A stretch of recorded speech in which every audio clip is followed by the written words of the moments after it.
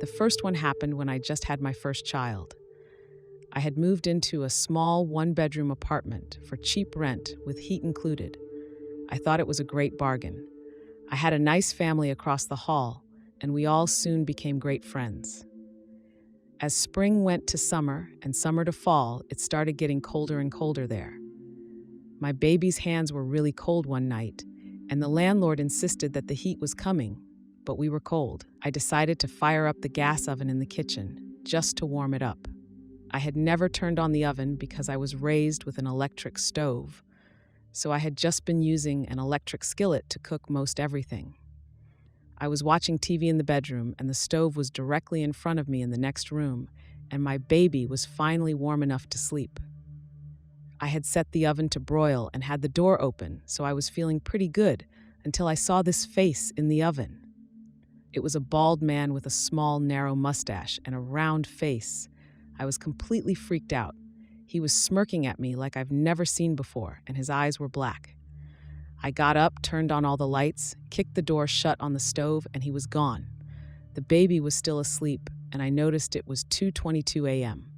I sat there the rest of the night, guarding my baby with one hand on the lamp and my knees tucked up under my chin. The next day I told my neighbor what had happened, and she said, "Oh, you met Frank?" I asked who Frank was, and she told her daughter to go upstairs and get the pictures. When she brought them down, I could not believe it. It was definitely him. Then she told me about the people who lived in that apartment before they did, because the stove was originally in their apartment. Frank had 5 kids and no money. He had been robbing places and got caught. He was awaiting his trial and was probably going to jail. He became very depressed and had closed all the doors to the kitchen and turned on the gas and killed himself. She told me when the stove was in her apartment, the gas would turn on by itself, and the pilots always kept going out, and she would smell gas all the time.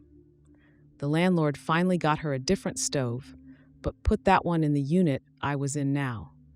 I didn't know what to do, but I wasn't staying. I kept looking at that picture, and on the back it said his full name, birth date, and Feb 22nd, 1975, his time of death, 2/22. I was so fast to pack and start looking for a different place. I started staying with my brother at his apartment until I found a place, and I never spent another night there. My landlord was complaining that I had only given him 10 days' notice till I moved and was threatening to keep my security deposit.